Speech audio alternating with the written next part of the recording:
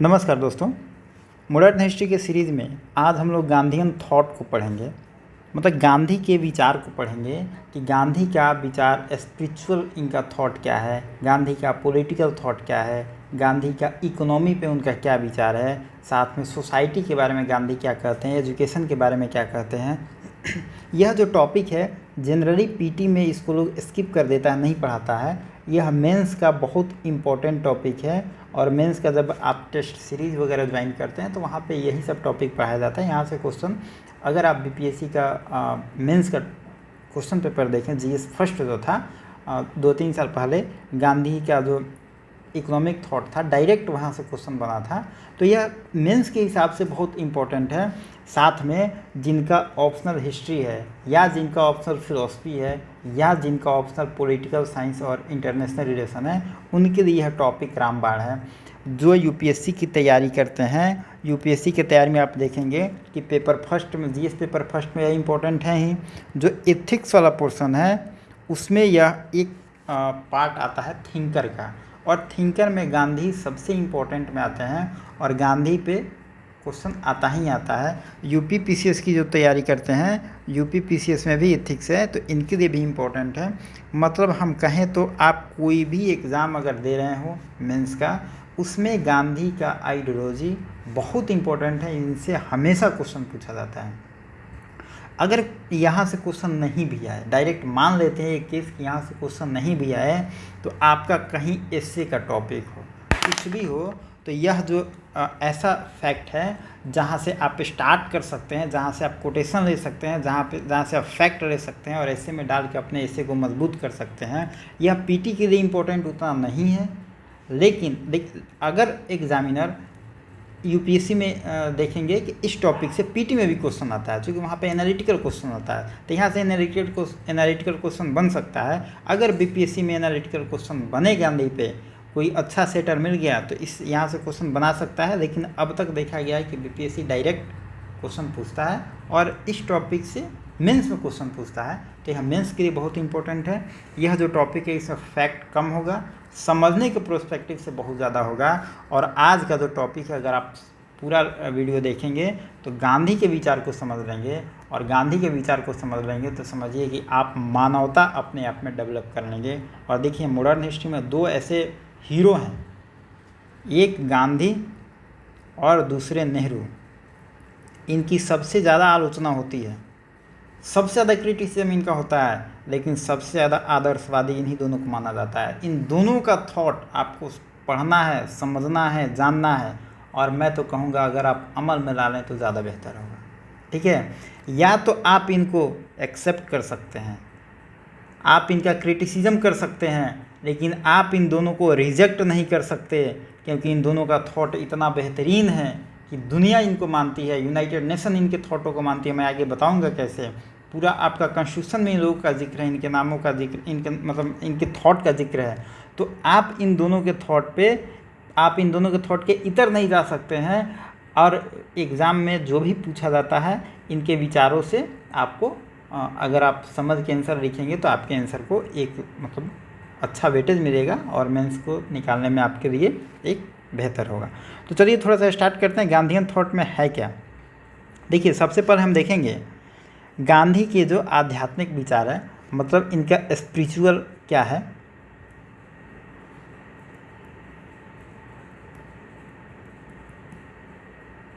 इनका spiritual thought क्या है, ये क्या कहते हैं, मतलब स्पिरिचुअल के बारे में इनका क्या विचार है। इनमें हम देखेंगे तो 2-4 पॉइंट है, उसको हम डिटेल में देख लेते हैं।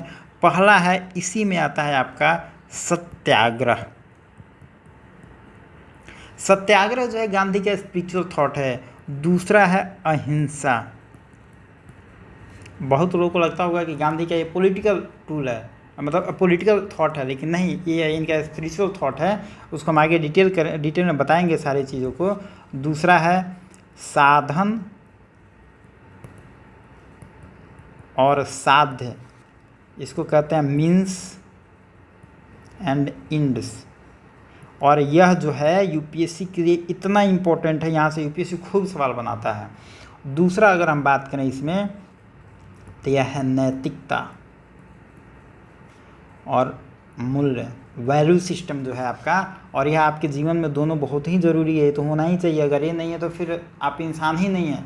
अगर यह दोनों चीज़ अगर किसी इंसान में नहीं है तो फिर इंसान और गधा में कोई अंतर ही नहीं है। ठीक है, तो चलिए हम थोड़ा सा इन सबको डिटेल में देख लेते हैं कि क्या क्या इसके बारे में है। देखिए, अगर हम सत्याग्रह की बात करें तो सत्याग्रह है क्या। गांधी, देखिए इसमें हम लिखेंगे थोड़ा कम, क्योंकि अगर लिखने चल रहे हैं तो वीडियो बहुत लंबा हो जाएगा, तो लिखेंगे कम, हम बोलेंगे, आप वीडियो को पॉज कर करके थोड़ा सा लिख लेंगे।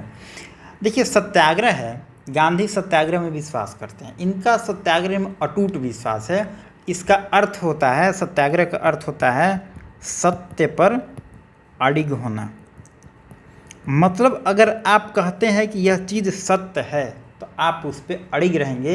ये नहीं कि आज कहते हैं, आज करके नेताओं की तरह आज ये चीज़ सही है और कल वोट नहीं मिलेगा, चाहे अगर कुछ राजनीति मेरे खिलाफ जा रही है, वोट मेरे लोग नाराज़ हो गए तो कह देंगे कि नहीं ये चीज़, मेरा भाषण कुछ और नहीं था, ये नहीं था, कुछ और था, पलट देंगे अपने बातों से। ऐसा नहीं है। गांधी कहते हैं अगर आप सत्य बोल रहे हैं तो अपने सत्य पे हमेशा अड़ग रहिए। जैसे कि आपने सत्याग्रह में आंदोलन जब इनका चंपारण में होता है, जाते हैं वहाँ पे, तो वहाँ का जो डीएम कहता है कि आप यहाँ पे नहीं जाएंगे, लेकिन गांधी को लगता है, इजाज़त डीएम नहीं देता है, लेकिन गांधी को लगता है कि हम सही हैं, तो वहाँ पर अड़िग रहते हैं और एट लास्ट वहाँ जाते हैं। मतलब अपने सत्य पे अड़िग रहते हैं, इसी का मतलब है सत्याग्रह। ठीक है, और इसका कुछ टूल है, सत्याग्रह का गांधी जी कुछ टूल यूज किए हैं। जो इनका टूल है, उपवास करते हैं, फास्टिंग है, दूसरा देखेंगे हड़ताल करते हैं, तीसरा देखेंगे बहिष्कार करते हैं, चौथा देखेंगे असहयोग करते हैं, और इसी के बाद हम देखेंगे सविनय अवज्ञा आंदोलन। ये सब जो हैं सत्याग्रह के ही टूल हैं। तो अब देखिए, हड़ताल जो था, उपवास करेंगे मतलब ये अपने आप को प्रताड़ित करेंगे। ठीक है, उपवास करेंगे कि अगर कोई काम नहीं होगा तो उसके खिलाफ में जाके गांधी जी उपवास करेंगे। हड़ताल जो है, हमने मॉडरेट और एक्सट्रीमिस्ट पढ़ा था, तो वहाँ पे हमने देखा था कि हड़ताल किसकी रणनीति है, एक्सट्रीमिस्ट की रणनीति है। मॉडरेट इसको नहीं मानते हैं, मॉडरेट कहते हैं कि बातचीत करेंगे, लेकिन एक्सट्रीमिस्ट कहते हैं हम हड़ताल करेंगे।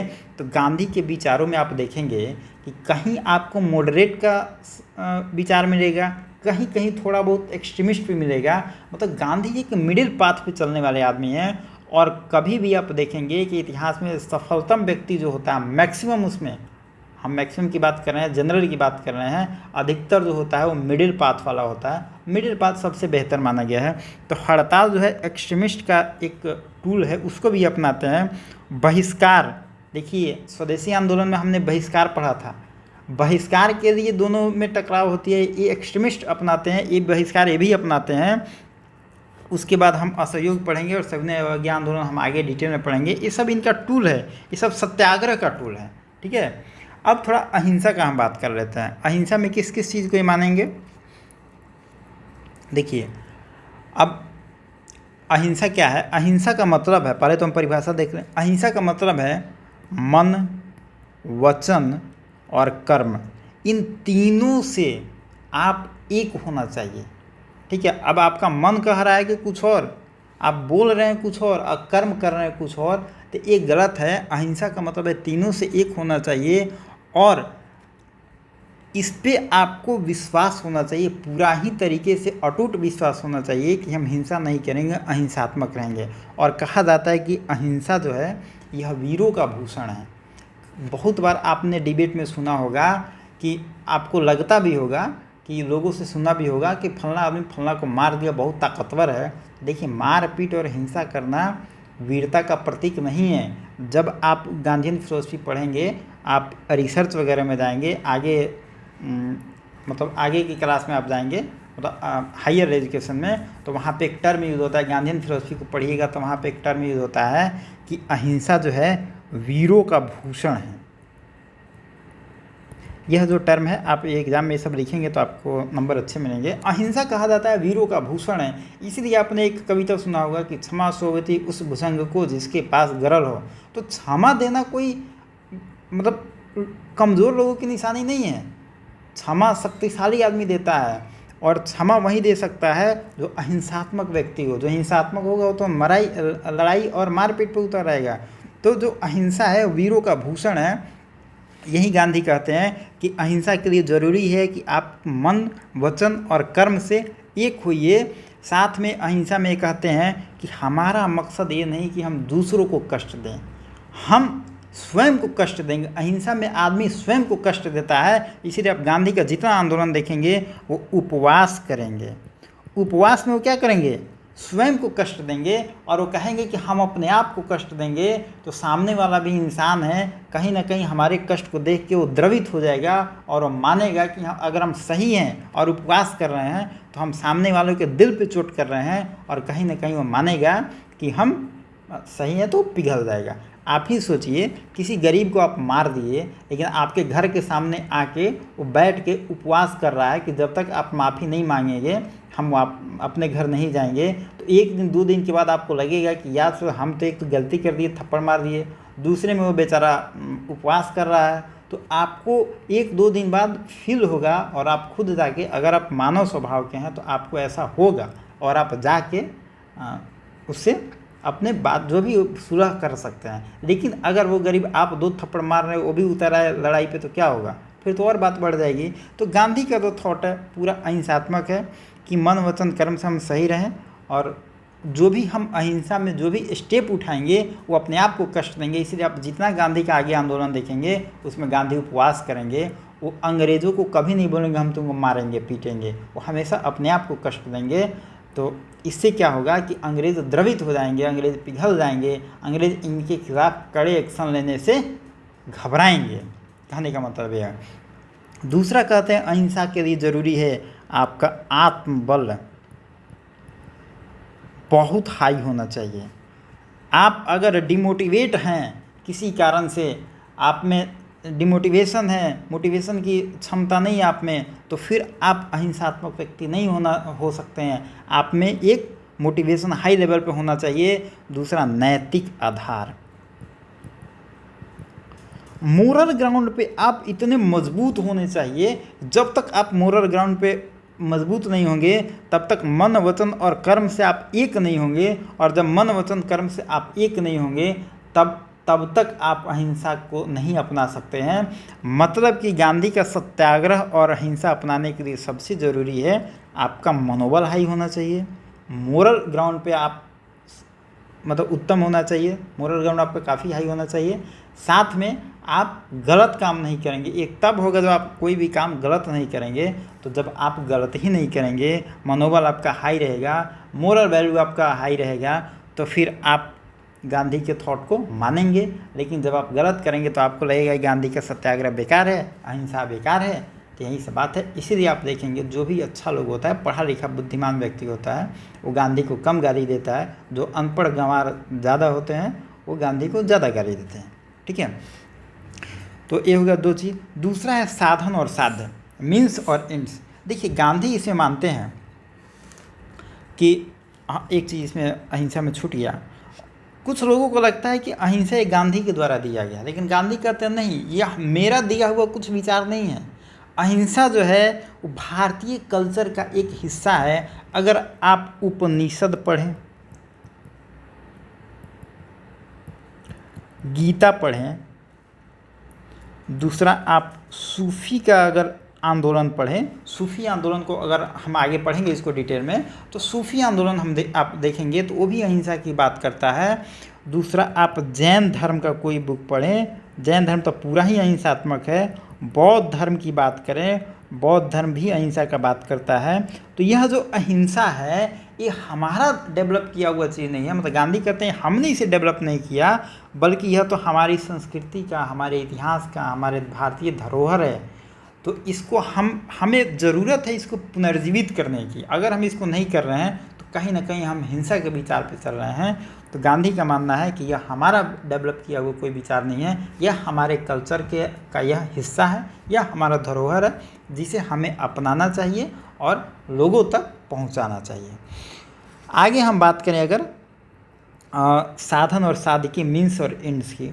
देखिए, एक है मीन्स एक है इंड्स। दोनों है क्या? ए है मतलब आपका साधन या साध्य।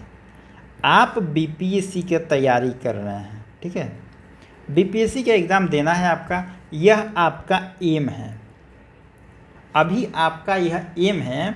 और इसके लिए ज़रूरी क्या है, बीपीएससी आप कब निकाल सकते हैं? जब आप एक बेहतर रणनीति से अच्छे बुक पढ़ेंगे, टेस्ट देंगे और एक बेहतर स्कोर करेंगे, एग्ज़ाम को बेहतर देंगे। यह आपकी रणनीति होनी चाहिए।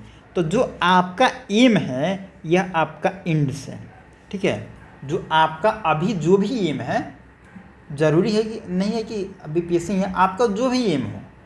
अगर आप 10th के एग्ज़ाम दे रहे हैं, जो आपका छोटा भाई या बहन होगा 10th के एग्ज़ाम दे रहा होगा, उसके लिए इंड्स क्या है? 10th के एग्ज़ाम में आपके लिए बीपीएससी है। और जो इसके लिए टूल है जिसके मार्फत आप बीपीएससी निकाल लेंगे, वो आपका साधन हो गया, वो मीन्स हो गया, ठीक है।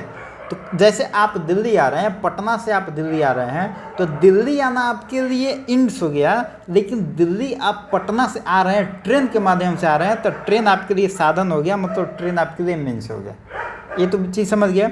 अब देखिए, गांधी कहते हैं कि अगर आपका एम कुछ है, जैसे आपको एम है कि बीपीएससी निकालना है, तो ज़रूरी है कि इसका जो साधन है, इसका जो टूल है, देखिए बीपीएससी आपका एम तो पवित्र है, हर किसी का एम पवित्र होता है। अगर आपका लक्ष्य है कि बीपीएससी क्वालिफाई करना है, यूपीएससी क्वालिफाई करना है, या 10th जो भी क्वालिफाई करना है, वो तो पवित्र है। तो पवित्र है तो इसके लिए ज़रूरी है आपका जो टूल होगा, जैसे आपका जो बुक वगैरह होगा, एग्ज़ाम पीटी वगैरह होगा, वो भी पवित्र होना चाहिए। अब यह कैसे पवित्र होगा? यह होगा कि आप बुक को अच्छे से पढ़ें, बार बार रिवीजन करें, टेस्ट सीरीज़ दें, बढ़िया टेस्ट सीरीज़ दें मार्केट से। और दूसरा है कि एग्ज़ाम में आप बेहतर नंबर लाए, 110 नंबर लेके आएँ, कि आपका प्रीलिम्स में नंबर नहीं कम हो और आप आराम से क्वालिफाई करें। मतलब बीपीएससी क्वालिफाई करने के लिए आपका जो टूल है, बुक, एक टेस्ट और एग्ज़ाम अच्छा होना चाहिए। तो कहते हैं गांधी कि आपका जो इंड्स है, उसके लिए मीन्स का पवित्र होना ज़रूरी है। मतलब गलत तरीके से आप सही लक्ष्य की कामयाबी नहीं हासिल कर सकते हैं। जैसे कि हमने अभी देखा है, आपने भी देखा होगा, 64th का इल्ज़ाम लग रहा है कि इसमें बहुत सारे लोग पैसा देके आगे आ गया है। तो देखिए, उनका जो मीन्स था वो सही नहीं था, उनका मीन्स गलत था। तो उनका लक्ष्य भले ही मिल गया हो, लेकिन देखिए अब कितना फजीहत हो रहा है। बहुत सारे ऑफिसर पकड़े जा रहे हैं, आईएएस पकड़े जा रहे हैं, बीडीओ पकड़े जा रहे हैं। तो ये अपने लक्ष्य को तो पा लिए हैं, लेकिन इनका मीन्स सही नहीं रहा है। कहीं ना कहीं ये पेपर लीक करा के पैसे के मार्फत करते हैं। तो ये आप ऐसे अपने लक्ष्य को पा भी देते हैं, तो यह कोई लक्ष्य पाने का जरिया नहीं है। ऐसा नहीं होना चाहिए। आपका इंड्स पवित्र है, उसके लिए आपको अपना मीन्स भी पवित्र रखना पड़ेगा, गांधी यही कहते हैं। और अगर हम इसकी बात करें तो गांधी 1925 में एक इनका क्या वो अखबार है, यंग इंडिया, इसमें लिखते हैं, एक आर्टिकल लिखते हैं, उसका नाम है पापों की संकल्पना। पापों की संकल्पना। और उसमें इस टॉपिक को ये बड़ा बेहतरीन रूप से समझाते हैं और अपने अनुयायियों को और देश के लोगों को और जितने पाठक हैं सबको ये बताते हैं कि आप इस तरीके का काम मत करिए। अगर आपका एम अच्छा है तो आपका जो टूल है वो भी अच्छा होना चाहिए, ठीक है। मतलब आपका इंड्स बेहतरीन है तो मीन्स भी आपका बेहतर होना चाहिए। अब देखिए, हर जो इंड्स है आने वाले टाइम में वो मीन्स बन जाता है। जैसे देखिए, अब हम बताते हैं, आप अभी बीपीएससी क्या है, आपका एम है, लेकिन कल अगर आप बीपीएससी क्वालिफाई कर लेंगे तब बीपीएससी आपके लिए क्या हो जाएगा, आपके लिए एम रहेगा क्या? उसके बाद आप कहिएगा कि हमको बीपीएससी देना है, नहीं कहिएगा। उसके बाद आप क्या कहिएगा, अब हमको बेस्ट ऑफिसर बनना है, ठीक है। तो अब बेस्ट ऑफिसर बनना आपके लिए एम हो जाएगा और बीपीएससी तो आप क्वालिफाई कर लिए हैं, यह आपके लिए मीन्स हो जाएगा।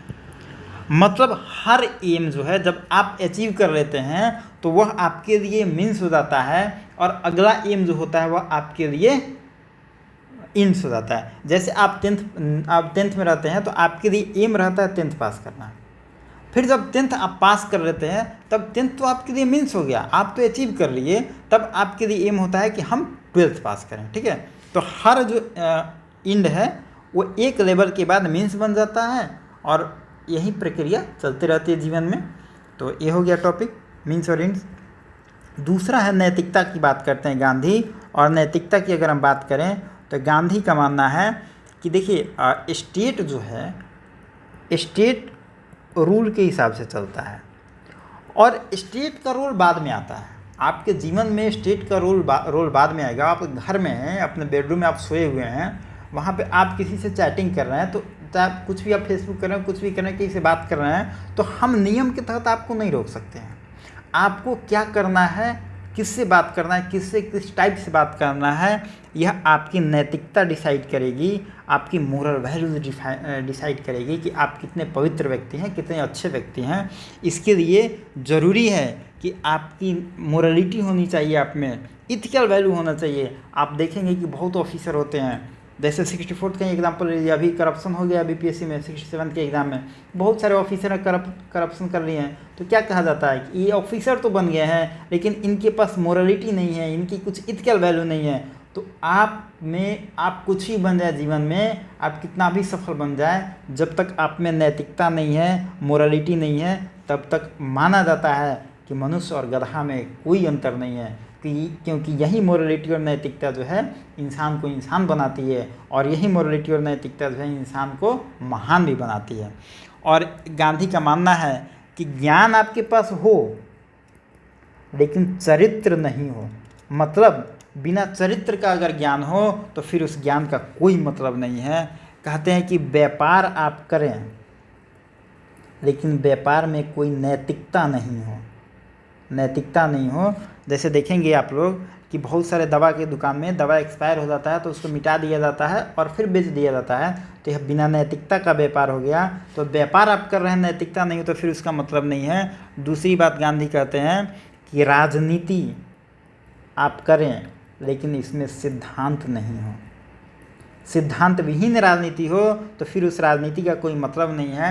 जैसे कि कुछ नेताओं को देखेंगे कि जिस पार्टी का माहौल गर्म दिखता है, जीतने वाला दिखता है, उस पार्टी में निकल लेते हैं और हमेशा मंत्री बने रहते हैं, और काम धाम उनका देखिएगा तो कुछ नहीं होता है। तो गांधी कहते हैं कि यह सिद्धांत नहीं है, आप तो हमेशा सत्ता के लालच में जा रहे हैं। तो राजनीति आप करिए लेकिन आप एक सिद्धांत पे आपको करना चाहिए कि हम इस सिद्धांत पे राजनीति कर रहे हैं। आप किसी पार्टी में रहिए लेकिन आपको सिद्धांत से समझौता नहीं करना है।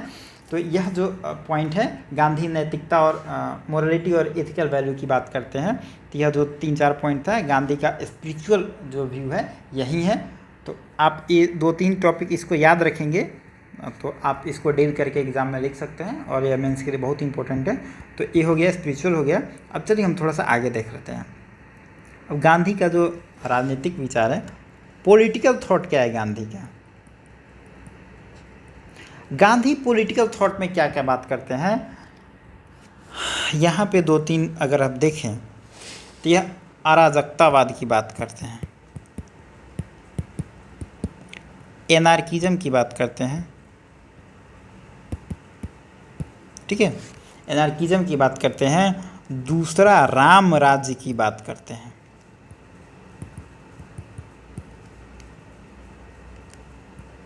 राम राज्य जो अभी आप चर्चा में सुनते होंगे, राम राज्य, वो राम राज्य नहीं है, हम इसको डिटेल में बताएंगे।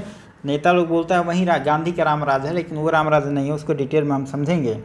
दूसरा स्वराज की बात करते हैं, स्वराज की बात करते हैं। अगर हम चौथा बात करें तो इसमें धर्म और संस्कृति कैसा होना चाहिए इसके बारे में गांधी बताते हैं। और लास्ट हम बात करें तो राजनीति और धर्म, इन दोनों के बीच में क्या मतलब एक गठजोड़ होना चाहिए, कैसा होना चाहिए, उसकी ही बात करते हैं। तो इन सबको हम थोड़ा सा डिटेल में बात करते हैं। चलिए अब देखिए, गांधी एनार्किज्म की बात करते हैं, अराजकतावाद की बात करते हैं। ये कहते हैं कि व्यक्ति अंतरात्मा से, अपने मन के नियमों से, मतलब खुद के आत्मा के अनुसार संचालित हो और नैतिक नियमों से इतना ऊपर उठ जाए कि राज्य की जो ऊपर हम बता रहे थे, राज्य की जो मशीनरी हो उससे उसको कोई इफेक्ट नहीं पड़े। आपने हमेशा पढ़ा होगा, सुना होगा किसी से, बहुत लोग कहता है कि सरकार मेरा क्या कर रही है। उनको पता है। देखिए, दो सेंस में लिया जाता है। एक तो बहुत बड़े क्रिमिनल होते हैं, वो बोलते हैं सरकार मेरा क्या कर रही है, उनका गठजोड़ होता है, हम उनकी बात नहीं कर रहे हैं। जो पढ़े लिखे संभ्रांत परिवार के लोग हैं, विचार के लोग हैं, वो कहते हैं कि सरकार हमारा क्या कर रही है, मतलब हम कुछ गलत करते ही नहीं हैं। वो मोरली इतने हाई लेवल पे, उनका एथिक्स इतना हाई है, वो अपने अंतरात्मा से चलते हैं, वो स्वयं निर्णय लेने में सफल होते हैं कि यह काम गलत है, नहीं करना चाहिए, यह सही है, करना चाहिए। तो उनका खुद का मानना होता है कि हम कुछ गलत करते ही नहीं हैं, तो सरकार मेरा क्या कर लेगी। यही चीज़ गांधी कहते हैं कि आप अपने नियमों से संचालित होइए। राज्य की मशीनरी जो है, टूल है, कॉन्स्टिट्यूशन जो तो बाद में आएगी। आप खुद में अगर ऐसा रहेंगे तो आपको राज्य की मशीनरी पे आश्रित होने की ज़रूरत नहीं पड़ेगी। और इससे क्या होगा, जब आप खुद से अनुशासित होंगे तो अपराध कम होगा। आप किसी को कुछ गलत नहीं बोलेंगे, हिंसा नहीं करेंगे, और जब हिंसा नहीं करेंगे, अपराध नहीं करेंगे, तो लोगों का शोषण नहीं होगा। ठीक है, और यही सब गांधी बात करते हैं। देखिए, यह थोड़ा टॉपिक जो है फिलोसफिकल टॉपिक है, तो इसको गांधी जो भी बात करते हैं वो स्वयं में सुधार की बात करते हैं। तो इसलिए इनकी आलोचना भी होती है कि गांधी अपने आप में इतनी सुधार की बात करते हैं जो पॉसिबल नहीं है। ठीक है, तो ये सब टॉपिक है, तो आलोचना के पॉइंट हम बाद में देखेंगे, पहले इसको देख लेते हैं। दूसरा, गांधी रामराज की बात करते हैं। रामराज का मतलब है कि गांधी रामराज की जो एक थ्योरी है अपना डेवलप करते हैं, और अपने बुक में रामराज का बड़ा ही बेहतरीन जिक्र करते हैं। रामराज का मतलब इनका ये नहीं है कि धार्मिक आधार पे राज्य का संचालन हो। ठीक है, ये कहते हैं कि धार्मिक आधार नहीं, बल्कि कल्याणकारी राज्य हो। और कल्याणकारी राज्य का क्या मतलब होता है, वेलफेयर गवर्नमेंट। वेलफेयर गवर्नमेंट का मतलब होता है कि जो टैक्स वो इस तरीके से लगाए जो अमीर वर्ग उससे पैसा ले और गरीब वर्ग में बांटे। अब आप देखेंगे कि कोरोना के टाइम में जो लोग पैदल चल रहा था, वो कोई वेलफेयर राज्य का तो एग्जाम्पल नहीं दिया जा सकता है। कोरोना में तमाम सरकारें जिस तरह से एक्शन ले रही थी वो वेलफेयर स्टेट का एक मॉडल प्रस्तुत नहीं किया जा सकता। हालांकि कुछ सरकारों ने बहुत अच्छा काम किया, उसका तारीफ होना चाहिए, लेकिन कुछ सरकार बहुत ही घिनौना हरकत किया। लोगों के कहने पे एफआईआर हो जाता था, लोग अगर ट्वीट कर दे तो एफआईआर हो जाता था। यह वेलफेयर स्टेट का एग्जाम्पल नहीं है।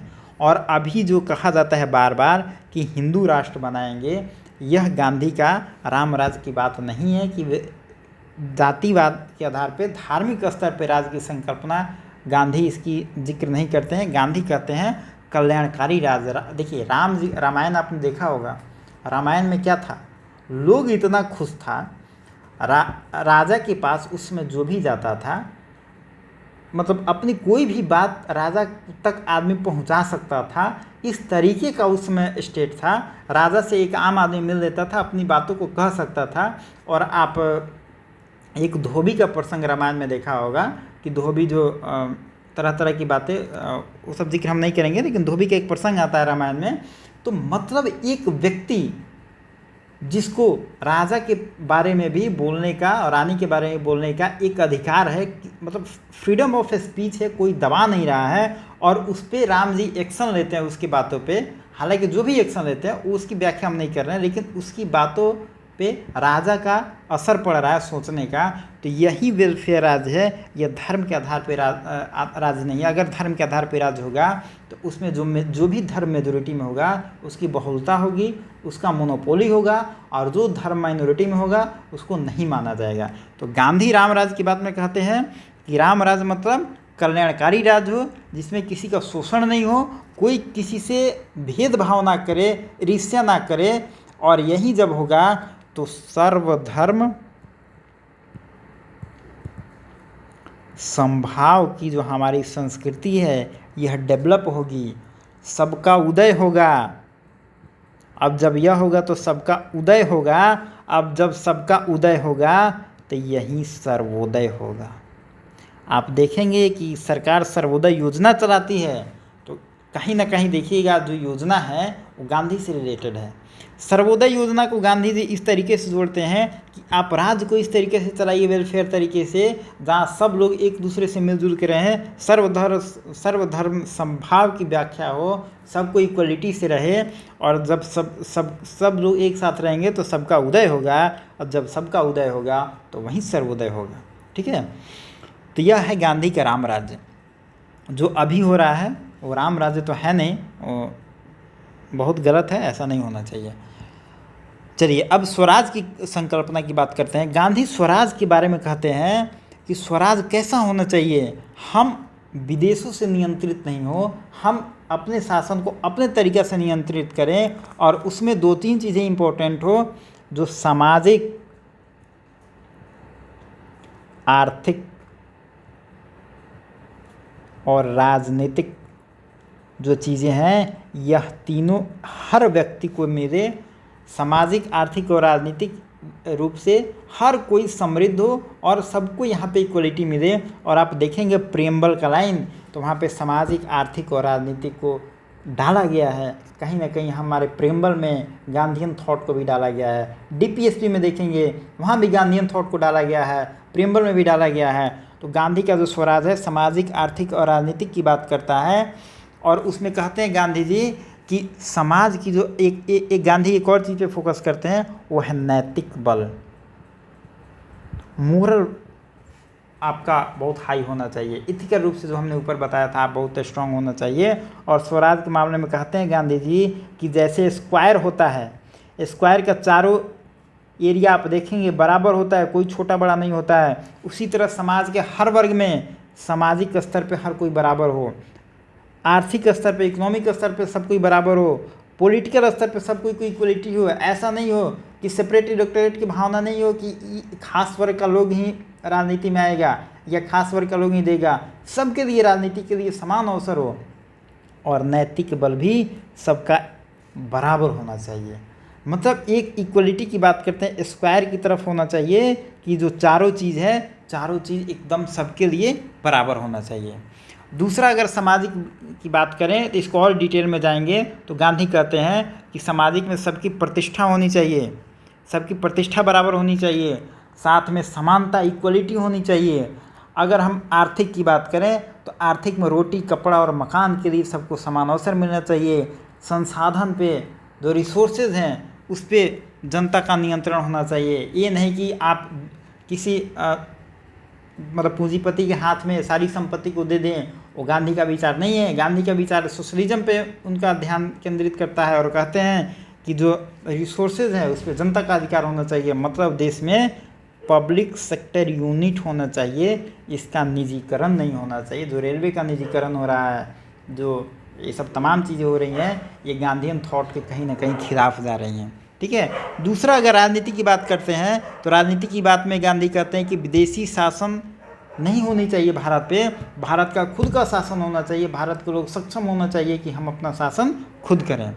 अगर चौथा बात करें, नैतिक बल की बात करें, तो नैतिक बल में गांधी कहते हैं कि आत्मचेतना होना चाहिए। आप अपने विचारों से अपने कामों को मतलब अंजाम दें।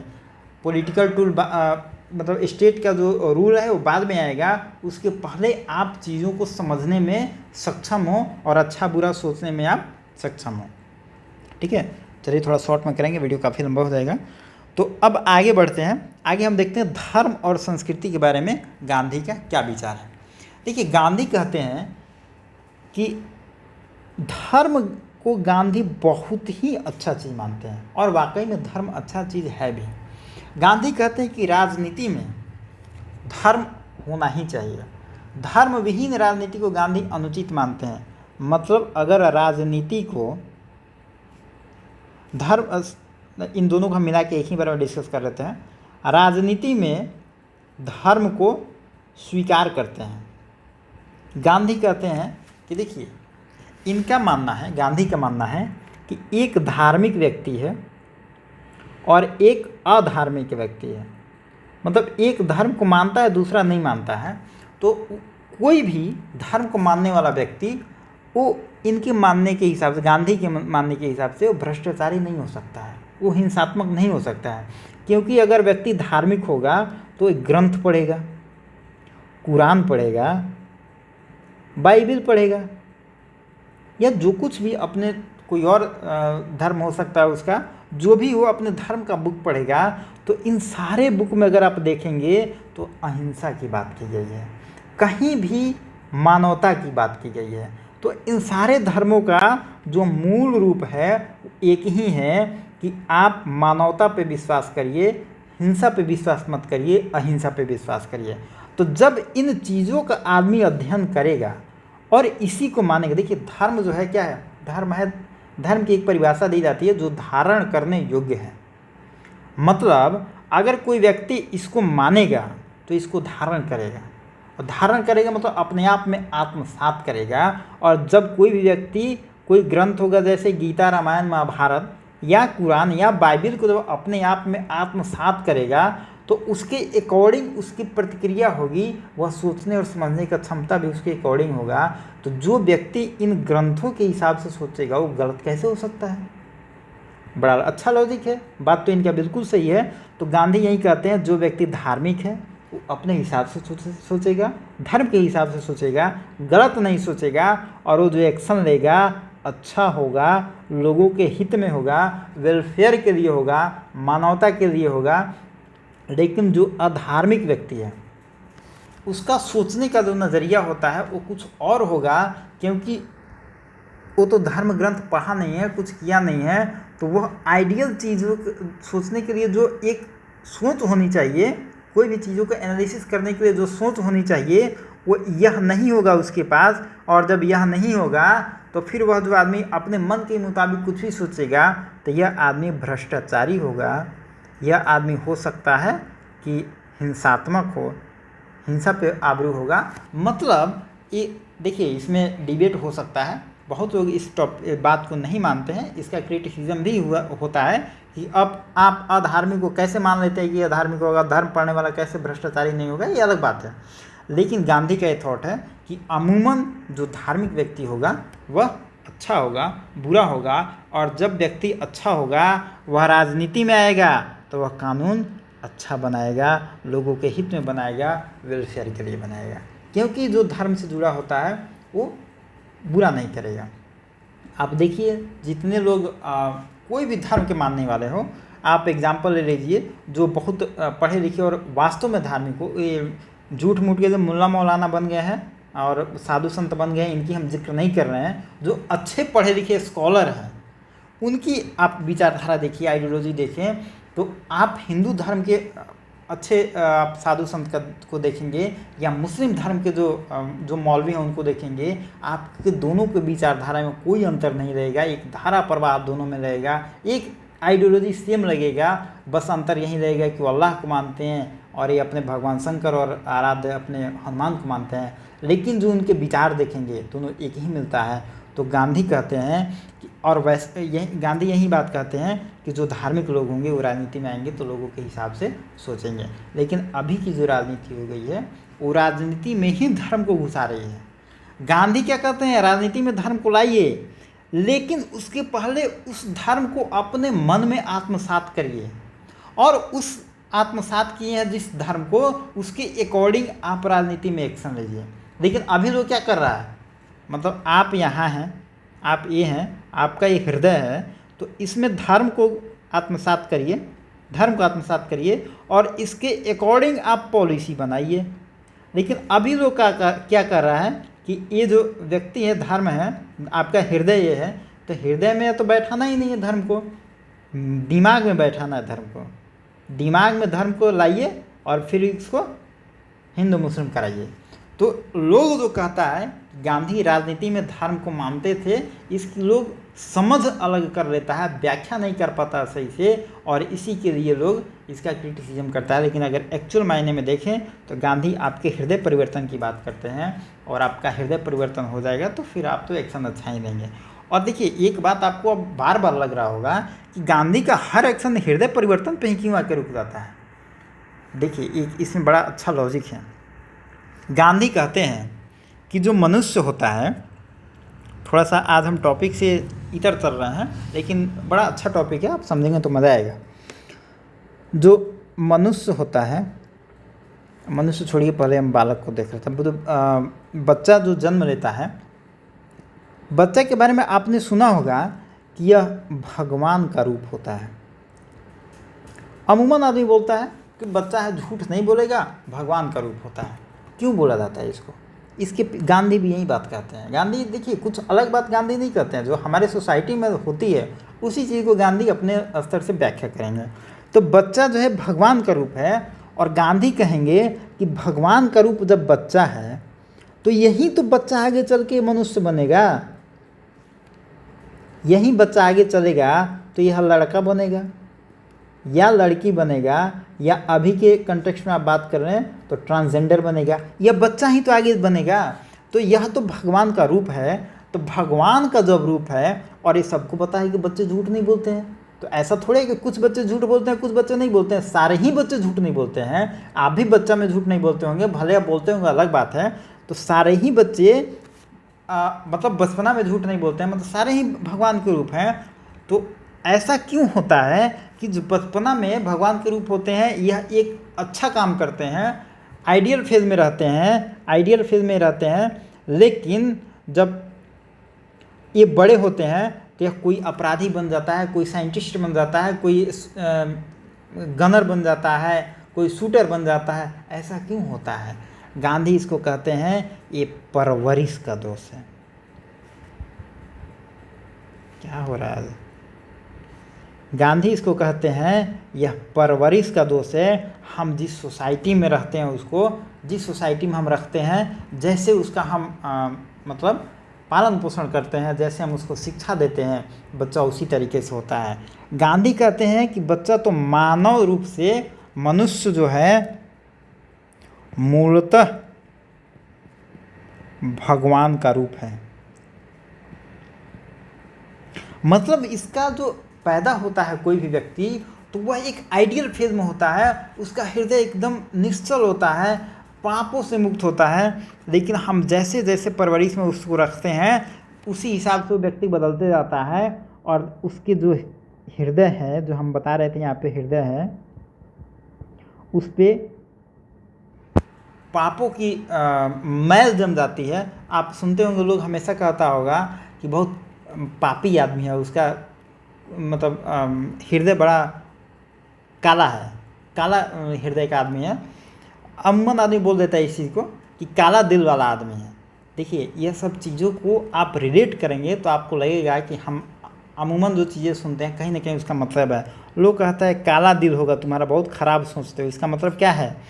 आपका कलुषित दिल है, भ्रष्ट दिल है। मतलब आपके दिल तो आप पैदा हुए थे तो बहुत सही था, अच्छा था, लेकिन समाज की परछाई ऐसे पड़ी, आपका परवरिश कुछ ऐसा हुआ, आपकी संगति का कुछ असर ऐसा हुआ कि आपका जो हृदय था काला हो गया। मतलब आप जो उस तरीके से आप सोच नहीं पा रहे हैं, तमाम उस पर छाया पड़ गई है, तमाम उस पर कह सकते हैं गंदगी भर गई है। तो गांधी कहते हैं इसी को कि आप हृदय, गांधी हमेशा कहते हैं हृदय परिवर्तन की बात करिए। गांधी का विचार है कि आपके हृदय में कुछ बदलाव हो गए हैं जो मानव रूप से आप में नहीं था। आप जब पैदा हुए थे तो आप बहुत अच्छे थे, आप में ये सब चीज़ें नहीं था, लेकिन सोसाइटी के प्रभाव में आपका जो हृदय काला हो गया है, इसको हृदय परिवर्तन के माध्यम से बदलिए। और इसीलिए गांधी कहते हैं कि फांसी जो है, आप देखेंगे गांधी फांसी के खिलाफ हैं, फांसी को नहीं मानते हैं। गांधी कहते हैं कि ये सही बात है कि गांधी ने लोगों ने कुछ अपराध किया है, उसको सज़ा देनी चाहिए, लेकिन सज़ा देने से पहले उसे सुधरने का मौका दीजिए। क्योंकि आपको जीवन देने का अगर अधिकार नहीं है तो आपको जीवन लेने का भी अधिकार नहीं है। फांसी के अगेंस्ट में तर्क दिया जाता है। और गांधी भी कहते हैं कि वो अपराध किया है, व्यक्ति गलत किया है, मैं मानता हूँ, लेकिन उसका हृदय परिवर्तन का एक मौका दीजिए। क्योंकि वह जब पैदा हुआ था तो भी हमारी तरह, आपकी तरह एक निश्चल व्यक्ति था, लेकिन सोसाइटी में आके, किसी के बुरे संगति में आके बदलाव हो गया, उसमें वह बिगड़ गया है। तो उसको हम एक सुधरने का मौका देंगे और उसका हृदय परिवर्तन कराएंगे। और जब हृदय परिवर्तन करा देंगे तो वह भी व्यक्ति एक अच्छा व्यक्ति बन जाएगा। और जब अच्छा व्यक्ति बन जाएगा तो सोसाइटी के लिए एक थ्रेट नहीं रहेगा, एक खतरा नहीं रहेगा, वो सोसाइटी में अच्छा काम करेगा। यह गांधी का थोड़ा धर्म और राजनीति में इनका ये विचार है। तो गांधी का जो आर्थिक विचार है, गांधी इकोनॉमी के बारे में क्या कहते हैं? इकोनॉमी के बारे में अगर हम देखें तो इनका 2-4 थॉट है जो बड़ा इम्पोर्टेंट है। देखिए, ये एक बात करेंगे आत्मनिर्भरता की। आत्मनिर्भरता की बात करेंगे, और जो अभी कुछ दिन पहले कोरोना के टाइम में सरकार को याद है कि आत्मनिर्भरता होनी चाहिए। फिर से देश जब आज़ाद हुआ था तो नेहरू ने इसी नारा को दिया था, सेल्फ रिलायंट और सेल्फ सफिशिएंट, ये दोनों नारा दिया था। ये भी गांधीयन थॉट से जुड़ा हुआ है। दूसरा बात करेंगे गांधी कुटीर उद्योग की, और इसमें डिबेट आप देखेंगे बड़े उद्योग। कुटीर उद्योग एक समर्थक हैं, बड़े उद्योग के विरोधी हैं। क्यों विरोधी, ये भी हम देखेंगे। तीसरा अगर हम बात करें तो ट्रस्टीशिप की बात करेंगे। ट्रस्टीशिप की बात करेंगे गांधी। अब देखिए इसमें क्या क्या है। आत्मनिर्भरता की बात करेंगे। अभी भारत में जितने गांव हैं, गांधी कहते हैं कि गांवों में रोजगार सृजन कराना चाहिए, और गांवों के लोगों को रोजगार के लिए शहर आना अच्छी चीज़ नहीं है। गांव के लोगों को हम इतना सक्षम कराएं कि गांव के लोग गांव में ही रोजगार पालें और उनको शहर आने की ज़रूरत नहीं पड़े। शहर गांव के लिए बने, ये अच्छी बात है।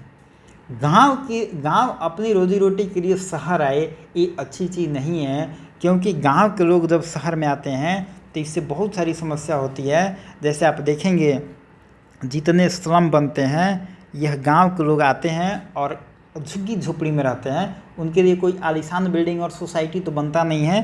तो यह गांव के लोग अगर शहर में अपने रोज़गार के लिए आएंगे तो श्रम का विकास करेंगे, और यह सब चीज़ें जो होती हैं गलत होती हैं। यहाँ पे इनका लाइफ स्टाइल बहुत ही ख़राब होता है। यहाँ के बच्चों को एजुकेशन नहीं मिलता है, यहाँ के बच्चों को एक अपॉर्चुनिटी नहीं मिलता है। तो गांधी कहते हैं कि गांव में आप उन तमाम चीज़ों को करें जो हमारे लिए ज़रूरी है, और गांव सेल्फ सफिशिएंट होना चाहिए कि रोज़गार गांव के लोगों को रोज़गार गांव में ही मिल जाए। दूसरा गांधी कहते हैं कुटीर उद्योग की वकालत करेंगे। ये कहेंगे देखिए कुटीर उद्योग जो है, इसकी सबसे बड़ी खासियत है कि ग्लोबल इकोनॉमी से एक कटा रहता है। अगर रिसेशन आएगा तो इस पर बहुत लेट असर पड़ेगा और बहुत थोड़ा असर पड़ेगा। अगर आप कुटीर उद्योग बनाते हैं, सूती कपड़ा बनाने का, चरखा बनाते हैं, चप्पल उद्योग जो छोटे छोटे गांव में आप देखेंगे चप्पल बनाने का मशीन लगता है, ये सब अगर आप चीज़ बनाते हैं तो इससे गांव सेल्फ सफिशिएंट और सेल्फ रिलायंट बनेंगे, लोगों को रोज़गार मिलेगा। दूसरा ये बात कहते हैं कि यह इन्वायरमेंट फ्रेंडली होते हैं। हमेशा जो बड़े उद्योग होते हैं यह बहुत ज़्यादा धुआं निकालते हैं, बहुत ज़्यादा मतलब इनमें क्या कहते हैं, इन्वायरमेंट को ये हानि पहुंचाते हैं। दूसरा हम देखेंगे इनमें कि एक तो ये ग्लोबल इकोनॉमी से बहुत प्रभावित होते हैं। अगर ग्लोबल रिसेशन आया तो इन पे प्रभाव पड़ेगा, और यह बाहरी चीज़ों के दबाव में बहुत ज़्यादा इफेक्टेड होते हैं। तो गांधी कहते हैं कि कुटीर उद्योग बनाइए, छोटे छोटे उद्योग बनाइए। हर गांव में एक कुटीर उद्योग होना चाहिए कि गांव के लोगों को आपस में मतलब गांव में ही रोज़गार मिल जाए, बाहर नहीं जाना पड़े। अब जैसे बड़े उद्योग आप बना देंगे, मानते हैं पटना में उद्योग बना देंगे, 5 कंपनी बना देंगे, तो पटना में लोग कहाँ से आएगा? शिवहर से आएगा, बेगूसराय से आएगा, कटिहार से आएगा, रोहतास से आएगा, चंपारण से आएगा। तो लोगों को दूर दराज जाना पड़ेगा। लेकिन अगर हर जिला में एक कुटीर उद्योग बना देंगे, जैसे देखिए अब चंपारण का जो चनपटिया है वहाँ पे एक टेक्सटाइल हब बना दिया गया है, तो उससे कितना लोगों को आसानी हो गया है। तो ये सब चीज़ जो है गांधी कहते हैं कि ये सब चीज़ करिए, आप बड़े उद्योग के चक्कर में मत पड़िए। और दूसरे जो बड़े बड़े उद्योग होते हैं ये मशीन का उपयोग करते हैं, और मशीनीकरण के गांधी के खिलाफ हैं। वो कहते हैं हमारे पास मैन पावर है, अगर आप मशीन से सब काम कराएंगे तो फिर हमारे पब्लिक बेरोज़गार हो जाएंगे। अगर कंप्यूटर का आप इतना प्रयोग करने लगे कि पब्लिक बैठे रहे, 5 लोगों का काम एक कंप्यूटर करे, तो कंप्यूटर का आप उतना ही काम कराइए कि पब्लिक बेरोज़गार नहीं हो। नहीं तो आप यहाँ पैसा बचा रहे हैं और पब्लिक मार्केट में बेरोज़गार हो रहा है, तो कहीं ना कहीं वो यूथ जाके अराजकता फैलाएगा। और आप देखिए कि क्या अभी देश में शायद यही चल रहा है, लोग यूथ नाराज़ हैं। तो आप इस तरीके का काम मत करिए। मशीन का उतना ही प्रयोग गांधी मशीन के खिलाफ नहीं है, गांधी मशीनीकरण के खिलाफ है। मतलब मशीन अपलाइए, लेकिन मशीन लाने से कहीं ना कहीं यूथ पर और रोज़गार पर असर ना पड़े, इसके गांधी खिलाफ हैं। तीसरा बात गांधी कहते हैं ट्रस्टीशिप। इकोनॉमिक थॉट में गांधी ट्रस्टीशिप की बात करते हैं और ट्रस्टीशिप में कहते हैं कि देखिए पूंजीपति ज़रूरी है, पूंजीपति देश के लिए ज़रूरी है, लेकिन इनमें कुछ लिमिटेशन होनी चाहिए। आप देखेंगे बिरला, घनश्याम दास बिरला पूंजीपति है, उस समय के उद्योगपति हैं और हमेशा गांधी के अनुयायी हैं, गांधी के साथ रहते हैं। तो आप ये नहीं कह सकते गांधी पूंजीपति के खिलाफ है, लेकिन ये कहते हैं कि पूंजीपति को ट्रस्टीशिप अपनाना चाहिए। अब ट्रस्टीशिप क्या है, मान लेते हैं हमारा यह बीपीएससी कंसेप्ट वाला चैनल है, हम साल भर में 100 रुपया रेवेन्यू कमाए, हालांकि अभी हम लोग कमा नहीं रहे हैं, एक एग्जांपल लेना, 100 रुपया रेवेन्यू कमा रहे हैं, तो हमारा भी अपना कुछ खर्च है, नो डाउट। कोई भी व्यक्ति अगर काम करेगा तो उसका कुछ खर्च होगा, तो हम अपना कुछ खर्च मानते हैं 10 रुपया में हम चला लेते हैं, ठीक है। तो गांधी कहते हैं कि जो पूंजीपति हैं वो जो कैपिटल जिनके पास है ज़्यादा, वो ट्रस्ट बनाए एक, और अगर उनका पूरा संपत्ति 100 रुपया, अगर हम बीपीएससी कंसेप्ट वाला चला रहे हैं तो हमारे पास टोटल संपत्ति 100 रुपया है, तो 10 रुपये में मेरा काम चल रहा है तो 10 रुपये हम अपने पास रख लें, बाकी जो 90 रुपया बच रहा है 90 रुपया हम बीपीएससी कंसेप्ट वाला ट्रस्ट में डाल दें। और यह जो ट्रस्ट होगा वह अब यूट्यूब में कैसे वीडियो नया बनाया जाए, कैसे नए नए टीचर को हायर किया जाए, कैसे हम नए टेस्ट सीरीज बनाएं, मतलब हमारा जो काम है, जो भी परफॉर्म हम कर रहे हैं उसमें यह ट्रस्ट इस पैसे का योगदान देगी और 90 रुपया हम टच नहीं करेंगे, 90 रुपये यह ट्रस्ट इस कंपनी के लिए या इस सोसाइटी के लिए जो भी रहेगा उसके हित में काम करेगी। मतलब अगर मेरा 10 रुपया, अगर मेरा 20 रुपया, जितना रुपया मेरा खर्च, मतलब हम अपने खर्च का तो पैसा निकाल लें, बाकी हम ट्रस्ट में डाल दें। मतलब आप नैतिक रूप से काफ़ी जिम्मेदार बनिए कि आप यहाँ पे, अब देखिए कुछ लोगों का शौक़ होता है कि अगर 100 रुपये कमाएँ तो चलिए हम थोड़ा सा और कमा लेते हैं, एक मर्सिडीज़ खरीद लेते हैं, आईफोन का जो नया वेरिएंट है उसको ले लेते हैं। ये सब गांधी मटेरियलिस्टिक चीज़ों पे गांधी नहीं जाते हैं। आपकी जो आवश्यकता की चीज़ें हैं उसके लिए पैसा दीजिए, बाकी सारा आप ट्रस्ट में जमा कर दीजिए, वो आपकी कंपनी को चलाने में मदद करेगा। यही है ट्रस्टीशिप। और गांधी कहते हैं पूंजीपति को यही करना चाहिए। अगर ये काम जो पूंजीपति नहीं कर रहा है वो कहीं ना कहीं भ्रष्टाचार कर रहा है, ठीक है। गांधी दूसरा ये भी कहते हैं, एक और थॉट देते हैं कि पूंजीपति जो है देश के विकास में ज़रूरी है, क्योंकि जो प्रोडक्शन है, यह पूंजीपति जो है प्रोडक्शन को समझता है। अभी देखिए कह दिया जाए कि 10 दिनों में, जैसे सरकार क्या कहती है कि हमको एक सैमसंग मोबाइल है, अगर बिहार गवर्नमेंट कह देगी कि हमको बच्चों को पढ़ने के लिए ऑनलाइन घर पे शिक्षा देना है, सबको सैमसंग मोबाइल देना है, तो सैमसंग या कोई भी मोबाइल देना है, तो मानते हैं वो सैमसंग मोबाइल से टाई अप करेगी। सरकार कहेगी कि हमको 1 महीना में 1 करोड़ मोबाइल चाहिए। तो यह कंपनी इतना कैपेबल है, सैमसंग कंपनी इतना कैपेबल है कि 1 महीने में आपको 1 करोड़ सैमसंग मोबाइल प्रोडक्शन करके दे देगी।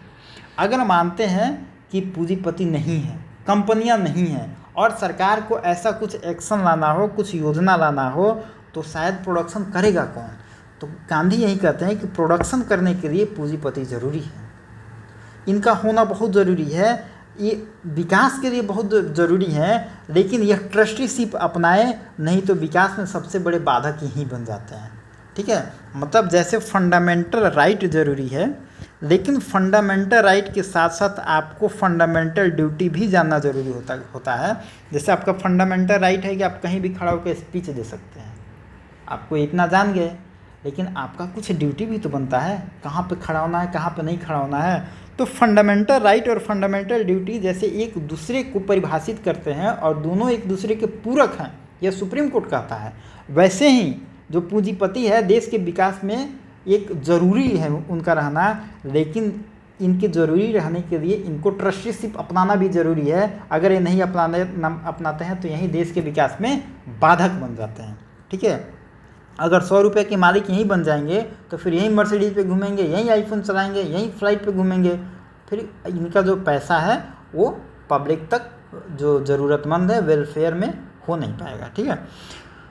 चलिए अब थोड़ा सा हम देख लेते हैं इनका सोसाइटी के लेवल पे इनका गांधी का क्या विचार है। सोसाइटी के लेवल पर गांधी क्या सोचते हैं, देखिए यह बात करते हैं सोसाइटी की। जो वीडियो तो थोड़ा बहुत लंबा हो जा रहा है, क्या करिएगा, ये समझाना थोड़ा बहुत ज़्यादा पड़ता है। तो एक बात करते हैं सोसाइटी के लेवल पर, लोगों में बात करते हैं इक्वलिटी होनी चाहिए। दूसरा, गांधी एक सुने होंगे आप, वर्ण व्यवस्था। गांधी इसके समर्थक हैं। और यहीं पे आप देखेंगे गांधी वर्सेस अंबेडकर का जिक्र होगा, और गांधी और अंबेडकर दोनों में एक टकराहट दिखेगी। तीसरा देखेंगे सामाजिक विचार में गांधी महिला सशक्तिकरण की बात करेंगे कि महिला सशक्तिकरण समाज के लिए बहुत ज़रूरी है। फेमिनिज्म और पैट्रियार्कल जो सोसाइटी है उसके भी जिक्र करेंगे हम। तो चलिए हम थोड़ा सा इक्वलिटी वगैरह पे इसको डिटेल में देख लेते हैं। देखिए, इक्वलिटी पे अगर हम देखेंगे तो आर्टिकल 14 यह इक्वलिटी की बात करता है। तो कहीं ना कहीं अगर आप गांधी के थॉट को पढ़ेंगे तो आप देखेंगे कॉन्स्टिट्यूशन में इनके बहुत विचारों को शामिल किया गया है। ठीक है, तो इक्वलिटी में गांधी कहते हैं कि हर व्यक्ति को प्रतिष्ठा और अवसर समान होना चाहिए।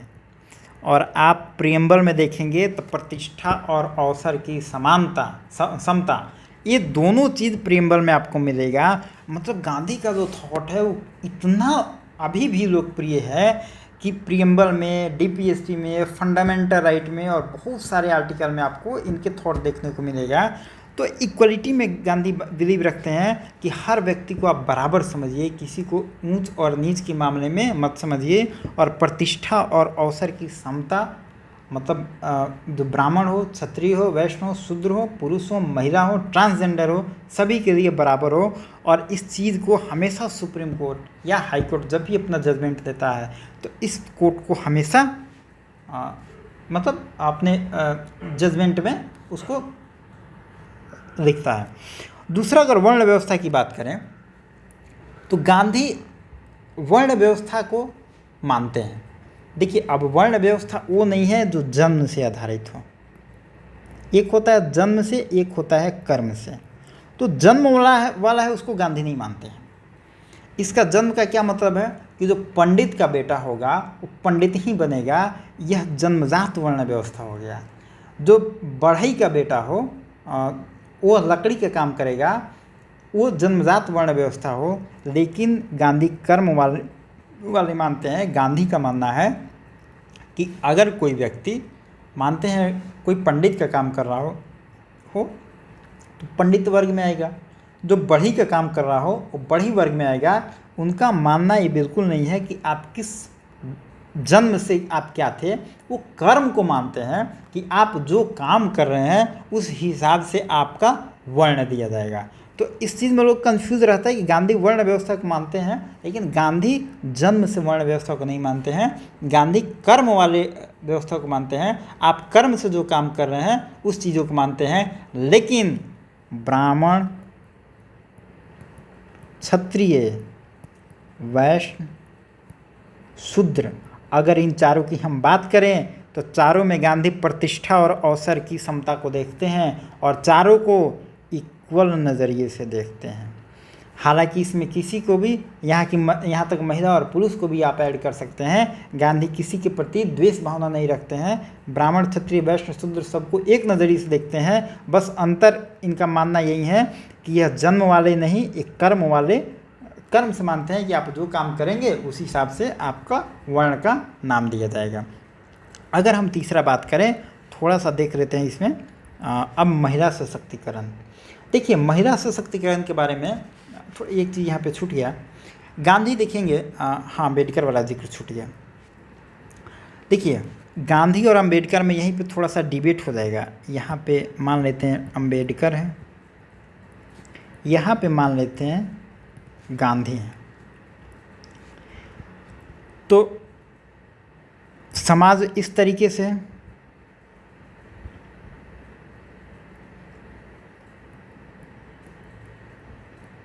ब्राह्मण, क्षत्रिय, वैश्य, शूद्र, यहाँ भी इसी तरीके से कमोबेश। मतलब समाज में एक आप देखेंगे कि स्तर बनाया गया है, एक लेवल बनाया गया है कि सबसे ऊपर ब्राह्मण रहेंगे, क्षत्रिय रहेंगे, वैश्य रहेंगे, शूद्र रहेंगे, ये एक माना गया है। लेकिन इसको गांधी और अंबेडकर दोनों नहीं मानते हैं, दोनों नहीं मानते हैं, दोनों इक्वलिटी की बात करते हैं। और अभी का जो टाइम है इसमें भी इक्वलिटी की बात किया जाता है। लेकिन जो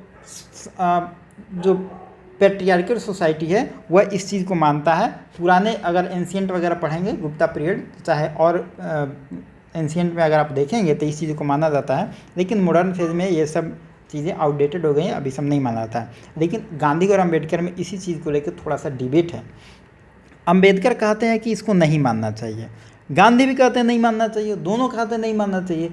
फिर विवाद क्या है? देखिए विवाद यही है, अंबेडकर कहते हैं कि इसके लिए रूल बनाया जाए और लॉ बनाया जाए, लॉ के थ्रू, रूल के थ्रू हम इसको डिस्ट्रॉय करेंगे। मतलब रूल के थ्रू हम इसको लोगों में एक प्रेशर डालेंगे कि सब एक हैं, कोई किसी से भेद नहीं करेगा। और इसी के तहत आप देखेंगे कि SC/ST एक्ट लाया गया है कि आप किसी को ऐसा कुछ नहीं करेंगे। ये सब अंबेडकर थॉट है, इसमें लाया गया है। तो अंबेडकर का मानना है कि इसके लिए रूल बना के हम कंट्रोल कर सकते हैं, इक्वलिटी ला सकते हैं। लेकिन गांधी कहते हैं नहीं, रूल बना के आप नहीं ला सकते हैं। गांधी कहते हैं कि इसके लिए आप हृदय परिवर्तन करिए, हर चीज़ आप देखिए। अब दोनों का थॉट में थोड़ा समझिए। अंबेडकर कहते हैं कि हम एक रूल बना देंगे जिसमें सब लोग इक्वल है, और कोई किसी से अगर भेदभाव करता है तो हम उसको जेल में डालेंगे। उसके लिए कुछ हम मतलब बनाएंगे कि आप ऐसा करिएगा तो आपको 6 महीने साल जो जेल होगा, हर्जाना देना होगा, इससे लोग डरेंगे और ये सब काम नहीं करेंगे। अंबेडकर का थॉट है। गांधी कहते हैं कि नहीं, देखिए ये जो आप कर रहे हैं बिल्कुल अच्छी बात है, इक्वलिटी होना चाहिए, लेकिन रूल बना के आप नहीं कर सकते हैं। आप लोगों का हृदय परिवर्तन करिए, क्योंकि रूल बना के आप लोगों को डराना चाहते हैं। और देखिए लोगों का जब कोई भी चीज़ समाज में एक्सेप्टेबल तब होता है जब लोग उसे मानने लगते हैं, ठीक है। जैसे दहेज प्रथा कानून है, बहुत पहले बना है, 50 के दशक में बना है, लेकिन अभी उसका कितना इम्प्लीमेंटेशन होता है। गांव में जाके आप किसी से पूछिए कि तुम दहेज ले रहे हो, तुमको जेल हो जाएगा, उसको पता भी नहीं होगा कि दहेज के लिए कानून बनाया, हमको जेल हो सकता है, उसको पता भी नहीं है। लेकिन जो लोग सोशल अवेयर हैं, जो लोग इथिकल हैं, जिनका हृदय परिवर्तन हो गया, जो हाईली मोरल ग्राउंड पे रिच हैं, वो व्यक्ति दहेज नहीं देते हैं। तो गांधी कहते हैं कि इस चीज़ के लिए ज़रूरी है कि आप रूल बाद में बनाएं, पहले लोगों का हृदय परिवर्तन करें। और इसी बात पे अंबेडकर कहेंगे गांधी को कि आप जो सोचते हैं बहुत फिलोसफिकल सोचते हैं और हाइपोथेटिकल बात है आपका, यह प्रैक्टिकल नहीं हो सकता। लेकिन गांधी कहते हैं कि यह प्रैक्टिकल हो सकता है। इसके लिए ज़रूरी है कि लोगों का अपना आत्मबल बड़ा होना चाहिए, लोगों में अपने में चिंतन करना चाहिए। तो यही सब थोड़ा इनमें डिबेट है। देखिए गांधी का जो थॉट है थोड़ा सा आइडियोलॉजिकल है, आपको लगेगा, लेकिन अगर आप मानेंगे तो आपके लिए आइडियोलॉजिकल नहीं हो सकता, क्योंकि पढ़े लिखे लोगों के लिए यह थॉट बेहतर हो सकता है। और यही सब जो आइडियोलॉजिकल थॉट है गांधी का क्रिटिसिज्म का पॉइंट बनता है, ठीक है। तो यह जो इक्वलिटी है इसमें गांधी और अंबेडकर का यह थोड़ा डिबेट है। इसमें मेंस में टॉपिक में क्वेश्चन आता है। अब देखिए महिला सशक्तिकरण का देख रहे थे। इसके में एक और एग्जांपल हम देख सकते हैं, जनसंख्या वाला। देखिए जनसंख्या पे जो कानून बनता है वो कभी भी फोर्सफुली कानून नहीं बनता है। जनसंख्या पे आप हमेशा देखेंगे ऐड दिखाया जाता है, उसके बाद आप देखेंगे उस लोगों में सोशल अवेयरनेस दिखाया जाता है। पहले आप टीवी खोलते थे तो बहुत सारा जनसंख्या कंट्रोल पे ऐड आता था। आप जो सरकारी हॉस्पिटल में जाएंगे तो वहाँ पे बहुत सारा आपको वहाँ पे प्रचार दिखेगा, फिर से आपको दवा वगैरह मिलता है। जो है प्रिकॉशन है आपका, सारी चीज़ें मुफ्त दिया जाता है। मतलब यह आपका सोशल अवेयरनेस फैलाया जाता है कि आप सेल्फ कंट्रोल करिए। और जनसंख्या का सीधा मतलब एजुकेशन है। जिस सोसाइटी में लोग एजुकेट होते हैं वहाँ पे जनसंख्या कम होता है, जहाँ पे एजुकेशन कम है वहाँ जनसंख्या ज़्यादा है। तो यह जनसंख्या जो है एजुकेशन के बिल्कुल उल्टा चलता है। जो यह एजुकेशन कम होगा जनसंख्या ज़्यादा होगा, एजुकेशन ज़्यादा होगा जनसंख्या कम होगा। आप देखेंगे जो पहला जनरेशन था उसमें लोग 6 बच्चा होता था, लोग का 5-6 तो अमूमन हो जाता था। अब के जनरेशन में देखेंगे लोग 1 से 2 पे थक जा रहा है, उसके बाद लोग बच्चा नहीं करना चाह रहा है। आगे वाले जनरेशन में देखेंगे और कम होगा। तो यही सब चीज़ें, अब यह सब चीज़ सोशल लेवल पे लोगों में अवेयरनेस हो गई, इसके लिए कोई कानून तो बना ही नहीं है। यूपी एक ऐसा स्टेट है जो कानून बनाया है, हालांकि कानून जो बना है अगर आप उसको कानून बढ़िया से पढ़ेंगे तो उसमें लिखा है 2050 तक हम जनसंख्या को स्टेबलाइज करेंगे, लेकिन यूपी की अगर कंडीशन ऐसी है कि भारत की जनसंख्या 2045 तक एम रखा गया था और उसके पहले ही भारत की जनसंख्या स्टेबलाइज हो जा रही है। मतलब ये एम रखा गया है, टोटली फर्जी है, और जो भी ये कानून बनाया है बिल्कुल ही फर्जी है, इसका कोई मतलब नहीं है। ठीक है, तो जनसंख्या पे कानून बनाने से बढ़िया सोशल अवेयरनेस फैलाइए, और यहाँ पे आप गांधी के पक्ष को मतलब रख सकते हैं कि इनका गांधी का पक्ष कुछ हद तक सही है। देखिए पक्ष दोनों का सही है, लेकिन जिसके पक्ष में जाना हो वैसा हम एग्जाम्पल लेके काम करेंगे। ठीक है, अब देख रहे हैं थोड़ा महिला सशक्तिकरण पे गांधी क्या कहते हैं। महिला सशक्तिकरण पे गांधी बहुत बात कहते हैं। ये कहते हैं कि समाज एक पितृसत्तात्मक सोच है। जो पहले का समाज था, पैट्रियार्कल सोसाइटी था, यह मानता था कि जो मर्द है, जो मेन है, वही मतलब सुपर है, सारा काम वही कर सकते हैं।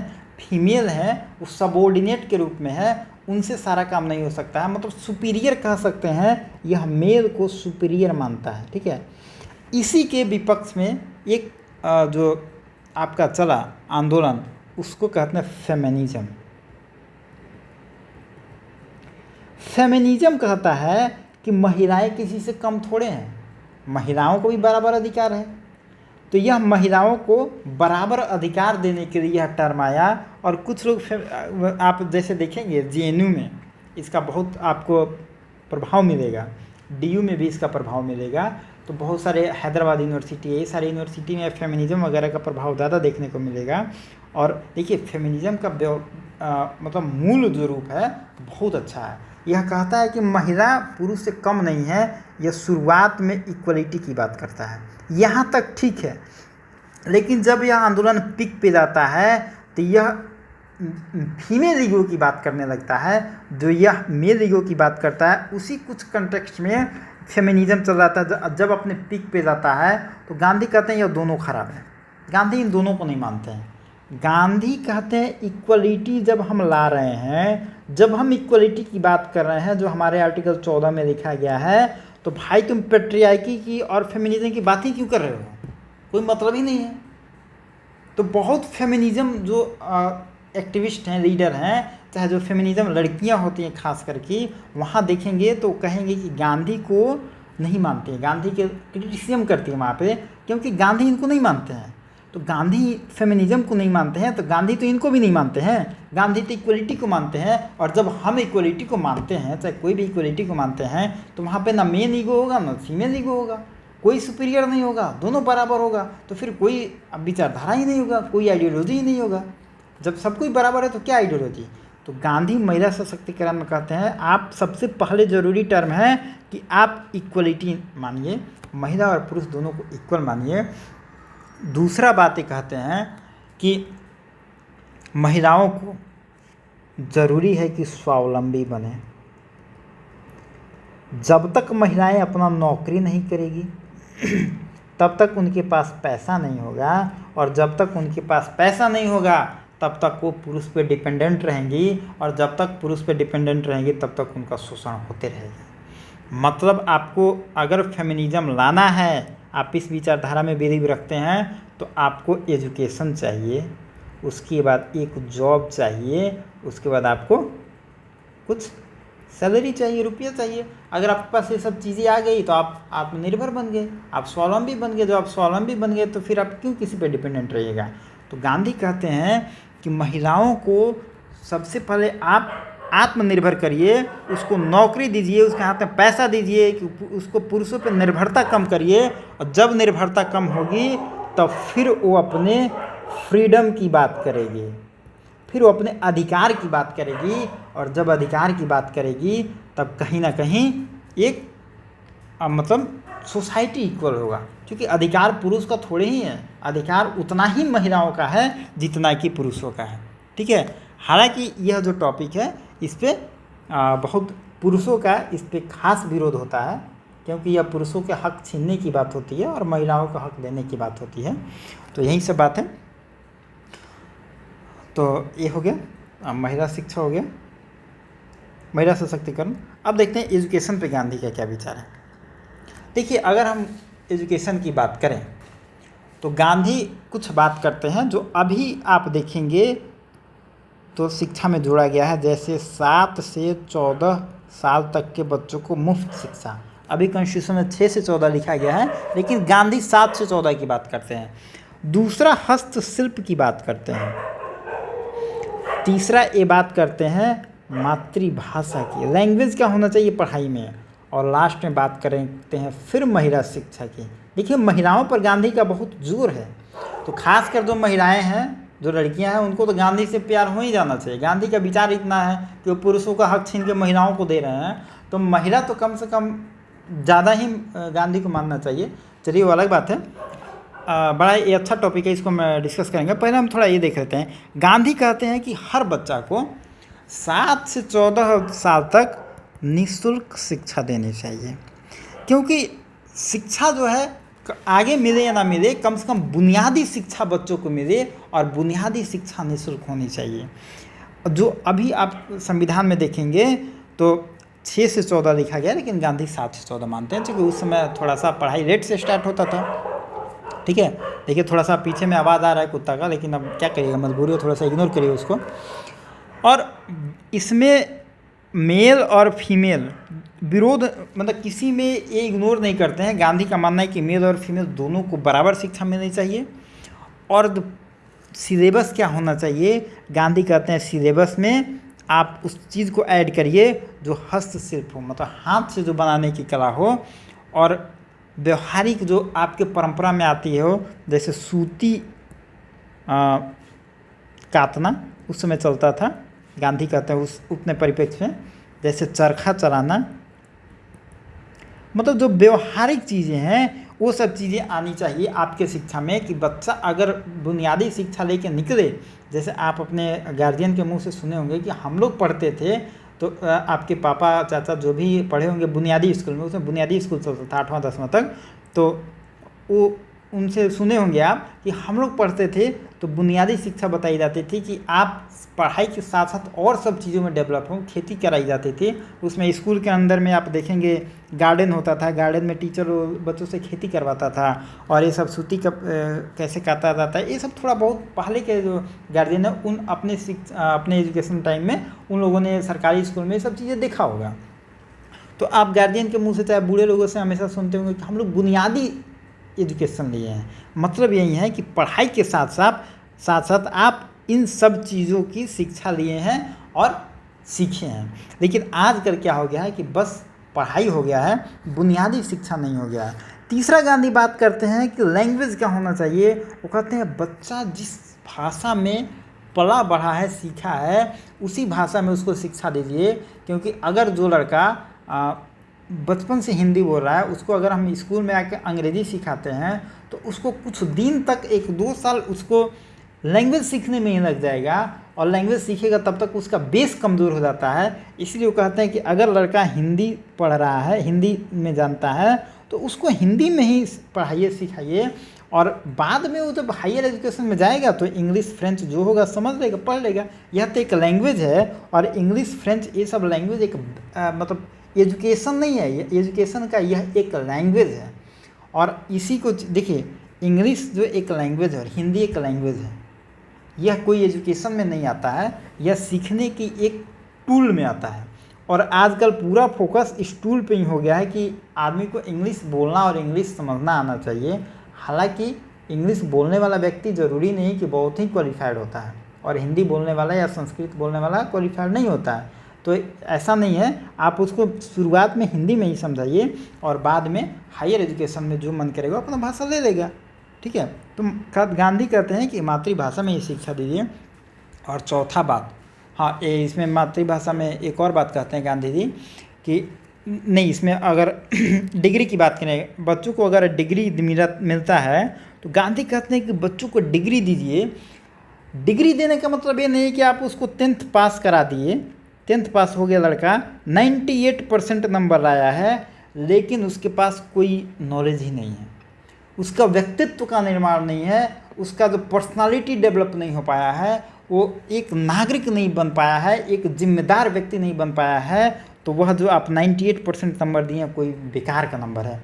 जैसे आपने देखा होगा कि 10th पास आप करते हैं तो आपका एक मार्कशीट होता है, पूरा लिखा रहता है कि आपने मैथ में कितना लाया, फिजिक्स में कितना लाया, नहीं मैथ में तो 10th में फिजिक्स नहीं होता है, 10th में साइंस होता है, सोशल साइंस होता है, हिंदी होता है, संस्कृत होता है, इंग्लिश होता है, यही जो होता है। उसके साथ आप देखेंगे कैरेक्टर सर्टिफिकेट होता है। कैरेक्टर सर्टिफिकेट का क्या मतलब है, उसमें किसी किसी का देखेंगे लिखा रहता है आपका चरित्र उत्तम है, किसी का लिखा रहता है अच्छा है। अगर उसी का किसी के कैरेक्टर सर्टिफिकेट में लिख दिया जाए आपका चरित्र बुरा है तो आपका कहीं एडमिशन नहीं होगा। तो देखिए आपके सर्टिफिकेट में गांधीयन थ्योरी बसता है, आपका मार्कशीट 98% है लेकिन आपका कैरेक्टर सर्टिफिकेट बुरा है तो आपका एडमिशन कहीं नहीं होगा। मतलब गांधी यही कह रहे हैं कि पढ़ाई का उद्देश्य डिग्री बांटना नहीं होना चाहिए, पढ़ाई का उद्देश्य होना चाहिए कि बच्चे को एक जिम्मेदार नागरिक बनाएं, जवाबदेह नागरिक बनाएं और बच्चे का पर्सनालिटी डेवलप करें, पर्सनालिटी डेवलपमेंट हो, यही एक पढ़ाई का ध्येय होना चाहिए, एक लक्ष्य होना चाहिए। अगला बात कर लेते हैं हम महिला शिक्षा की। महिला शिक्षा पे गांधी क्या बोलेंगे? महिला शिक्षा पे गांधी बहुत अच्छा बात करेंगे और ये कहेंगे कि महिलाओं को शिक्षा पे विशेष ध्यान देना चाहिए। मतलब पुरुष पे तो कहते हैं ज़रूरी है, लेकिन महिलाओं को कहते हैं विशेष ध्यान देना चाहिए, क्योंकि जो महिला हैं यह 3 पीढ़ी को तारती है। गांधी का स्टेटमेंट है कि एक महिला अगर पढ़ती है तो 3 पीढ़ी को तारती है। अब देखिए कैसे, मानते हैं आप एक्स नाम की कोई लड़की है, आपका जन्म हुआ है, आप पढ़ाई कर रही हैं, तो आप पढ़ेंगे लिखेंगे बीपीएससी क्वालिफाई कर लेंगे, ठीक है, अपने माता पिता भाई बहन का नाम गौरव करेंगे।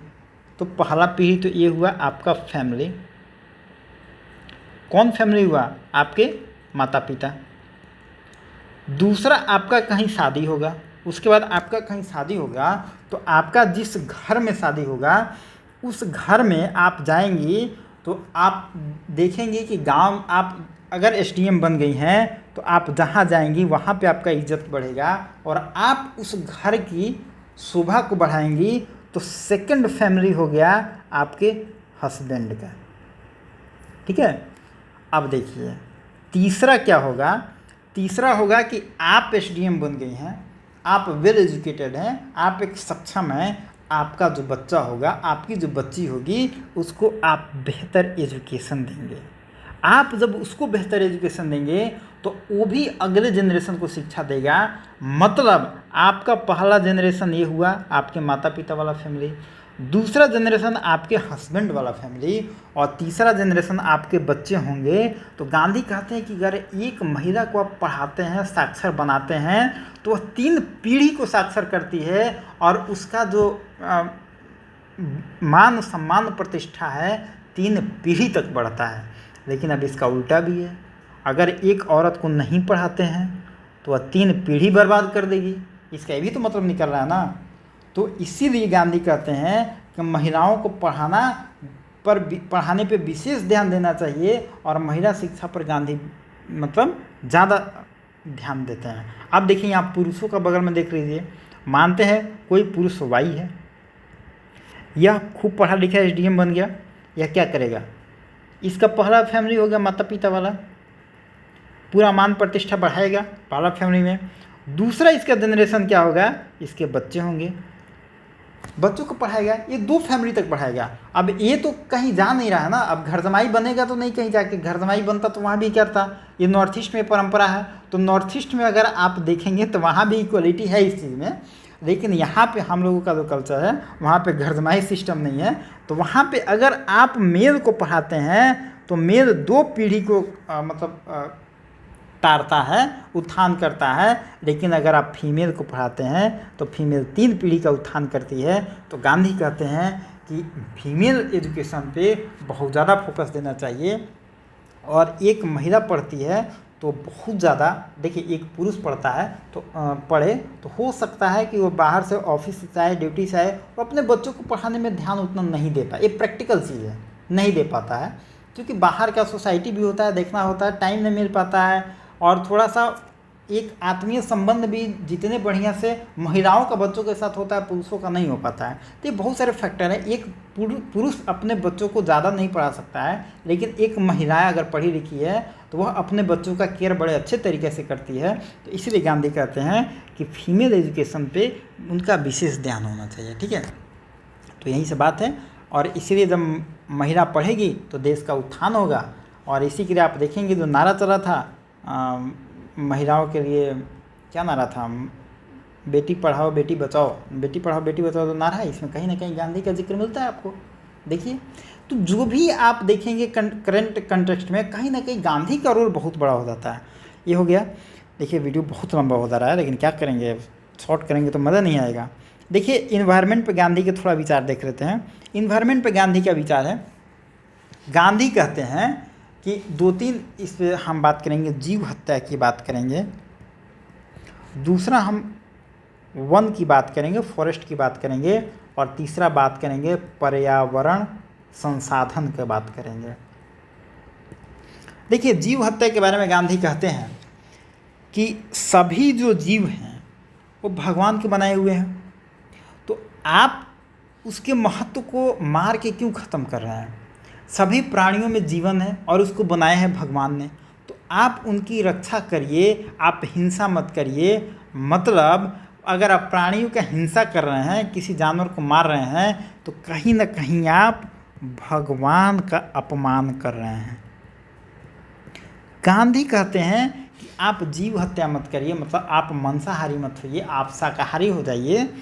तो आप अगर आप किसी जीव को मार रहे हैं तो आप कहीं ना कहीं प्राणियों की हत्या कर रहे हैं और ईश्वर का आप अपमान कर रहे हैं। ठीक है, दूसरा फॉरेस्ट की बात करते हैं। फॉरेस्ट में गांधी क्या बोलेंगे कि आप वन का जो रिसोर्सेज है उसको संसाधन करिए, मतलब उसको आप उपयोग करिए, इस तरीके से उपयोग करिए कि उसका दोहन मत करिए। ठीक है, इसमें एक बड़ा बढ़िया एक कोट आता है कि कहा जाता है कि धरती पे जितने संसाधन हैं, अगर मानव को जितनी ज़रूरत है उसको फुलफिल करने के लिए रिसोर्सेज है धरती पे, लेकिन लालची व्यक्ति के लिए रिसोर्सेज कम पड़ जाता है। मतलब अगर इसको सही तरीके से माने तो गांधी मानते थे कि पृथ्वी के पास समग्र संसाधन है, मतलब पृथ्वी के पास वो सारे संसाधन हैं जो मनुष्य के इच्छाओं की पूर्ति करता है, लेकिन पृथ्वी में ऐसा कोई रिसोर्सेज नहीं है जो मनुष्य के लालच की पूर्ति करता हो। मतलब अगर आपके पास लालच आ जाती है तो उसके रिसोर्सेज को पूरा करने में हमारे जो फॉरेस्ट हैं, जो हमारे रिसोर्सेज हैं, कम पड़ जाएंगे। इसलिए संसाधनों का उतना ही दोहन करिए जितना आपके लिए ज़रूरी हो, जितना आपके लिए हितकर हो। क्योंकि भगवान ने मनुष्य को बनाया है तो संसाधन उतना ही बनाया है जितना आपको ज़रूरत हो।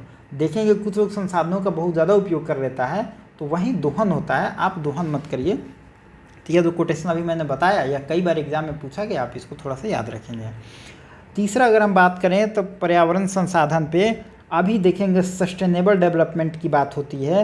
यूनाइटेड नेशन से लेके हर देश के अपने अपने गोल फिक्स हुए हैं, और जो सस्टेनेबल डेवलपमेंट क्या है, कंजर्वेशन ही है कि हम किसी भी फॉरेस्ट कंजर्वेशन ही है कि हम किसी भी चीज़ों को इस तरीके से उपयोग करें कि हम भी उपयोग कर लें, हमारी आने वाली पीढ़ी भी उपयोग कर ले। हम किसी भी चीज़ का दोहन ज़्यादा ना करें, जितनी ज़रूरत हो उतना ही उपयोग करें। वहीं पर्यावरण संसाधन में अभी आप देखेंगे सस्टेनेबल डेवलपमेंट के रूप में हमको देखने को मिलता है। ठीक है, तो यही सब बात है। एक लास्ट टॉपिक बचा है गांधी का, इंटरनेशनल रिलेशन पे गांधी का क्या विचार है। देखिए हाँ, जो इन्वायरमेंट का जो थॉट है, आप डीपीएसपी में गांधी के थॉट को पढ़े होंगे, डीपीएसपी में, और यह बीपीएससी में हमेशा पूछा भी जाता है। इन्वायरमेंट, फॉरेस्ट वगैरह, कृषि वगैरह किस आर्टिकल में है, तो गांधी का थॉट देखिए आपको डीपीएससी में मिलेगा, प्रीएम्बल में मिलेगा, हर आर्टिकल में मिलेगा, फंडामेंटल राइट में मिलेगा। तो यह बहुत इंपॉर्टेंट टॉपिक बन जाता है। और लास्ट में हम थोड़ा सा देख लेते हैं इंटरनेशनल रिलेशन पे गांधी का विचार क्या है। इंटरनेशनल रिलेशन में गांधी कहते हैं कि भाईचारा होना चाहिए लोगों में। देखिए, लोगों का मतलब स्टेट के स्तर पे मतलब भारत इंडिया है और पाकिस्तान है, तो इनमें भाईचारा होना चाहिए, और चाइना भी है। आप देखेंगे प्रेम्बल में ब्रदरहुड शब्द का प्रयोग किया गया है, मतलब एक बंधुत्व की भावना होनी चाहिए। हम मानवता के हिसाब से जिए। हमारा बाउंड्री तो है भारत, लेकिन मानवता की ये फिजिकल बाउंड्री हमारे देश की, मानवता की कोई बाउंड्री नहीं होती है। और गांधी कहते हैं कि पाकिस्तान के हो, चाइना के हो, इंग्लैंड के हो, थाईलैंड के हो, कहीं के लोग हैं, हम मानवता से रहेंगे, ह्यूमैनिटेरियन ग्राउंड पर रहेंगे, और सारे हमारे ही भाई बंधु हैं, हम ब्रदरहुड के भावना से रहेंगे, और कोई भी मतलब भेदभाव नहीं होगा। इसको हम देखेंगे प्रियम्बल में ब्रदरहुड, सब बंधुत्व वगैरह सब चीज़ों को ऐड किया गया है। दूसरा अगर हम बात करें तो गांधी नस्लवाद पे बात करते हैं, रेसिज्म की बात करते हैं। ये कहते हैं नहीं होना चाहिए। गांधी का जब अफ्रीका का आंदोलन पढ़ेंगे तो अफ्रीका में नस्लवाद के खिलाफ ये आंदोलन चलाते हैं और कहते हैं कि ये नहीं होना चाहिए। और यह सब चीज़ें जो है अभी दुनिया में इसको हर देश, लगभग हर देशों ने अपनाया, यूनाइटेड नेशन ने अपनाया है। साथ में गांधी ह्यूमन राइट की बात करते हैं, ह्यूमन राइट की बात करते हैं। यह कहते हैं फिजिकल बाउंड्री तो आपका है, लेकिन आप मानव रूप से सक्षम। अभी जैसे देखिए यूपी में बुलडोज़र चलाया जा रहा है, तमाम तरीके की चीज़ें हो रही हैं, लेकिन यूपी का एक आर्टिकल आया था, उसमें आपने देखा होगा कि आरोप लग रहा है कि यूपी की सरकार हो, यूपी का अगर आप देखेंगे तो हाई कोर्ट, दिल्ली का जो सुप्रीम कोर्ट है, जो मानव अधिकार का जो डील करता है, ह्यूमन राइट कमीशन है, ये यूपी का भी है। और ह्यूमन राइट कमीशन जो है एक नेशनल लेवल पर भी है। किसी के साथ अन्याय होता है तो ये सारे अभी चुप हैं, जो कहीं ना कहीं अन्याय है। यह तो कहीं ना कहीं ह्यूमन राइट का तो उल्लंघन है। एक आर्टिकल में तो ये भी लिखा गया था कि अभी सुप्रीम कोर्ट को स्यू मोटो लेना चाहिए, इस जो बुलडोज़र चल रहा है उस पर स्यू मोटो लेना चाहिए, और सरकार से जवाब तलब करना चाहिए, और हाई कोर्ट से जवाब तलब करना चाहिए कि आप इस पर एक्शन क्यों नहीं ले रहे हैं, आप स्यू मोटो क्यों नहीं ले रहे हैं उस पर। और ह्यूमन राइट कमीशन जो नेशनल लेवल पर है और जो यूपी लेवल पर है, इन दोनों से आप जवाब तलब करना चाहिए सुप्रीम कोर्ट को कि ऐसी घटना देश में हो रही है, आपके राज्य में हो रही है, और आप हाथ में हाथ रख के बैठे हैं। ये क्या वेलफेयर सोसाइटी में ये सब शोभा देता है? मतलब कहने का मतलब है गांधी ह्यूमन राइट पे विश्वास करते हैं कि सबको एक डिग्निटी के साथ जीने का अधिकार हो। तो यही सब 2-3 टॉपिक था जो गांधी का इंटरनेशनल थॉट था। तो हमने आज गांधी के जो स्पिरिचुअल थॉट था उसको देखा, जिसमें सत्याग्रह, अहिंसा, मीन्स और एंड्स था, और मोरल और एथिकल वैल्यू था। पॉलिटिकल थॉट देखा, उसमें एनार्किज्म था, राम राज्य की अवधारणा था, स्वराज की संकल्पना था, और राजनीति और धर्म की व्याख्या था। अगर गांधी का हम इकोनॉमिकल थॉट देखें तो उसमें आत्मनिर्भरता था, कुटीर उद्योग था, ट्रस्टीशिप था, और सामाजिक विचार देखें तो इक्वलिटी था, वर्ण व्यवस्था था। गांधी और अंबेडकर के बीच में जो मतभेद था वो भी हमने देखा। महिला सशक्तिकरण को देखा, एजुकेशन पे हमने ये मातृभाषा में होना चाहिए, महिला शिक्षा पे उसमें भी जोर था, इसको भी हमने देखा। साथ में इन्वायरमेंट पे और इंटरनेशनल रिलेशन पे हमने गांधी के हर टॉपिक को देख लिया, जो आपके मेंस के हिसाब से बहुत ही ज़्यादा इम्पोर्टेंट टॉपिक है यह। तो आप इसको डिटेल में पढ़ेंगे, और थोड़ा सा मैंने लिखा कम है, आप पॉज कर करके इसका नोट्स बना लेंगे। और देखिए यह टॉपिक अमूमन लोग पीटी के रिगार्डिंग नहीं कराता है, या मेंस के लिए लोग बचा के रखता है। आप जब टेस्ट सीरीज़ वगैरह देते हैं तो वहाँ पे यही सब टॉपिक को कराया जाता है। और आप 64th या 5th में कुछ जीएस का टॉपिक क्वेश्चन देखेंगे तो क्वेश्चन में पूछा गया था गांधी का जो मतलब इकोनॉमिकल थॉट था, उस पर डायरेक्ट ही क्वेश्चन आया था। तो अगर यह पूरा वीडियो आप देख लिए तो गांधी से रिलेटेड कुछ भी टॉपिक आपको आए, ऐसे में कुछ लिखना हो, आपको गांधी के रिलेटेड इसके बाहर कुछ भी पढ़ने की ज़रूरत नहीं पड़ेगी। इतना थॉट से आप आंसर को लिख सकते हैं। तो कमेंट बॉक्स में आप बताएंगे। देखिए वीडियो थोड़ा लंबा हो गया है, लेकिन हम जानबूझ के छोटा नहीं किया, क्योंकि छोटा करेंगे तो चीज़ों को समझा नहीं पाएंगे। तो आप कमेंट बॉक्स में लिखेंगे कि ऐसा वीडियो जो थोड़ा सा पीटी पॉइंट ऑफ व्यू से थोड़ा सा मतलब इतर है, लेकिन आपके नॉलेज के लिए अच्छा है, कितना सार्थक है, ऐसा वीडियो लाना उचित है या सिर्फ मैं भी आपको पॉइंट टू पॉइंट पढ़ाऊँ और 2-3 लेक्चर में आपको मैं भी देश आज़ाद करवा दूँ। तो आप अपनी राय कमेंट बॉक्स में ज़रूर लिखेंगे, क्योंकि आपकी जो राय होगी वही डिसाइड करेगी कि आगे का पाथ क्या होगा। आप चाहेंगे तो हम 2 से 3 लेक्चर में देश को आज़ाद करा देंगे, मेरा क्या जा रहा है, लेकिन अगर आप चाहेंगे तो पूरा फंडामेंटल तरीके से हम मेंस के लिए लेके चलेंगे और हर टॉपिक को डिटेल में करेंगे जैसा कि अब तक हमने करते आया है। तो आप रिव्यू करें और कमेंट बॉक्स में अपनी राय ज़रूर बताएं कि पूरा डिटेल में पढ़ना है या थोड़ा सा शॉर्ट करके पढ़ना है। ठीक है, मिलते हैं नेक्स्ट वीडियो में।